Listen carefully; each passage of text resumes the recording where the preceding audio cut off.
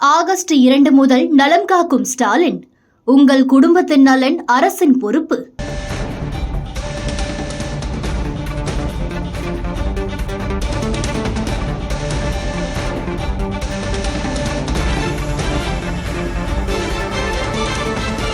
அண்மை செய்தியை பார்க்கிறோம்.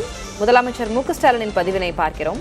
பழந்தமிழ் இலக்கிய சுவடிகள், பல முற்பதிப்புகள் என 40,000 அரிய தமிழ் நூல்களை கொண்ட கோலோன் பல்கலைக்கழக தமிழ்துறை நூலகத்தை பார்வையிட்டேன் என்று அவர் பதிவிட்டிருக்கிறார்.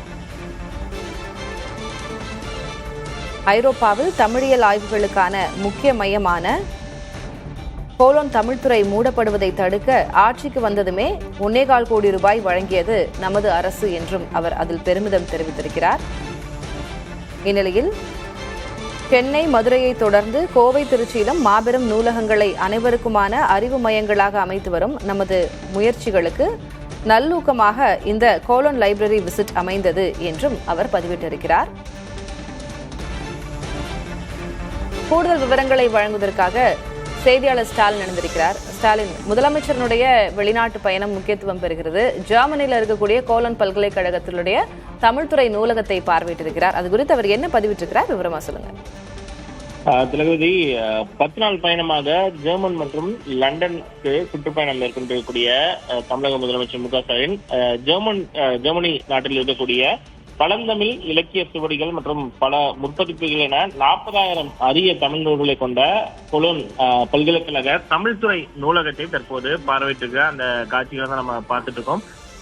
ஐரோப்பாவில் தமிழியல் ஆய்வுகளுக்கான முக்கிய மையமாக இந்த பல்கலைக்கழகம் திகழ்ந்து வரக்கூடிய நிலையில அங்கு இருக்கக்கூடிய தமிழ்துறை மூடப்படுவதை தடுக்க 2021ஆம் ஆண்டு திமுக அரசு பொறுப்பேற்றவுடன் 1.25 கோடி ரூபாயை திமுக அரசு வழங்கியதாக தற்போது தமிழ்நாடு முதலமைச்சர் தெரிவித்துள்ளார்.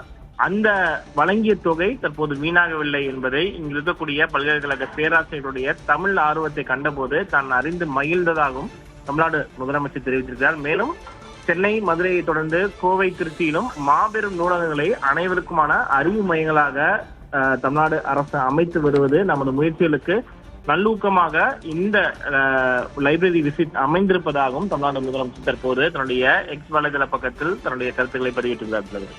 விவரங்களை வழங்குவதற்கு நன்றி ஸ்டாலின். ஆகஸ்ட் 2 முதல் நலம் காக்கும் ஸ்டாலின்.